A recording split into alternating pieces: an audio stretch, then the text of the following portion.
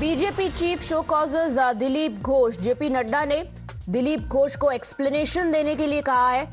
ममता बनर्जी पर उनकी टिप्पणी के बाद हाई कमांड ने भारतीय जनता पार्टी के after taking note and cognizance of the matter, JP Nadda has show cause Dilip Ghosh is been asked to explain. We have Amita joining us with more details of the notice and Adrija as well. Let's first go across to Amita. Yes. Right, Swati, ये जो मुख्य प्रभारी हैं Bharatiya Janata party की तरफ से, उनकी तरफ से ये show cause notice Dilip Ghosh को भेजा गया है। I am just going to quickly read out. उनकी तरफ से ये कहना है कि श्री दिलीप घोष जी नमस्ते, आपका आज का दिया गया वक्तव्य अशोभनीय एवं असंसदीय है, जो भारतीय जनता पार्टी की परंपराओं के विपरीत है। पार्टी ऐसे वक्तव्य की निंदा करती है। पार्टी के राष्ट्रीय अध्यक्ष माननीय श्री जगत प्रकाश नड्डा जी के निर्देश अनुसार आप शीघ्र से शीघ्र इस संबंध में स्पष्टीकरण दें एवं उचित कार्रवाई करें। धन्यवाद। So this is the letter, the show cause notice that has now gone across from the BJP to Dilip Ghosh. All right, let's also bring in Adrija. Adrija, the High Command of the Bharatiya Janata Party has taken note of what has transpired. TMC, of course, has filed a complaint with the Election Commission as well.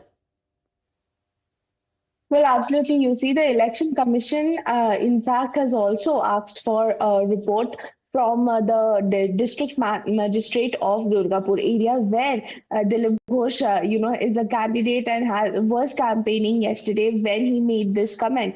And Dilip Ghosh also, as you just said, JP Nadda has also asked for a show cause notice. In the meantime, a letter from the TMC have already been submitted to the Election Commission. And today, a 8-member delegation team is also expected to visit the Election Commission, and they will be again launching the complaint against Dilip Ghosh. What the TMC wants to say here is that this is not the first time such a comment is being made by Dilip Ghosh, because in the past also he has made several comments insulting Mamata Banerjee and insulting women of especially Bengali women. Well, absolutely. This is going to lead to another massive face-off ahead of the elections. But BJP High Command has taken note of what Dilip Ghosh said, and they're not letting it, just go unnoticed. And definitely Dilip Ghosh has been now asked to explain.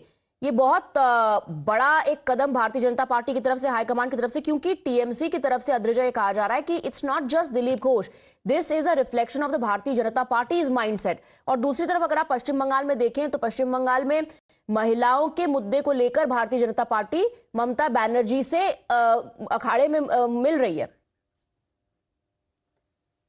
जी बिल्कुल, देखिए ये जो बात है, Bharatiya Janata party संदेश खाली का जो मैटर है उसमें काफी बार टीएमसी गवर्नमेंट और ममता बनर्जी पर्टिकुलर को बात ये बोला है कि नारी शक्ति जो है वो वेस्ट बंगाल में कोई उसका मायने नहीं दिया जाता टीएमसी के द्वारा, ये ऐसा बीजेपी का कहना है। लेकिन उसी जगह पे जब बीजेपी का कोई लीडर जो ममता बनर्जी है चीफ मिनिस्टर, वो एक फीमेल ममता चीफ मिनिस्टर है, तो उनके ऊपर जब ऐसे कमेंट्स किया जाता है तो टीएमसी यही बोल रहे कि ये क्या ये ऐसे लोग हैं जो नारी शक्ति के बारे में बात करते हैं, लेकिन उनके खुद के पार्टी के एक लीडर जो है, एक चीफ मिनिस्टर जो सिटिंग चीफ मिनिस्टर को इंसल्ट कर रहे हैं। All right, Adrija, thank you very much for getting us the details. We'll come back to you for more inputs on the same. For the moment, we're slipping into a short break.